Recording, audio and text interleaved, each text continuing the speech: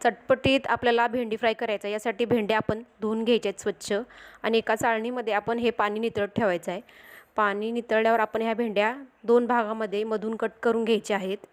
मधून कट केल्यावर आपण या भेंड्यांना मसाला लावायचा आहे। मसाल्यासाठी इथं मी धने पावडर, मिरची पावडर, हळद पावडर, कसुरी मेथी आणि आमचूर पावडर घेतलेली आहे। हे सगळे मसाले आपण या भेंड्यांना लावायचे आहे। आणि शेंगदाण्याचं कुठी लागणार आहे। एक कढई घेतलेली आहे। कढईत आपण 2 पळी तेल टाकलेलं आहे।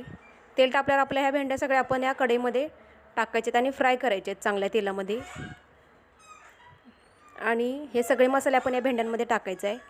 चवीप्रमाणे मीठ टाकून घ्यायचे आपल्याला। शेंगदाण्याचा कूट 4 चमचे। भेंडी चांगली फ्राय करायची आहे आणि झाकण ठेवून एक 5-10 मिनिटांनी आपण भेंडीची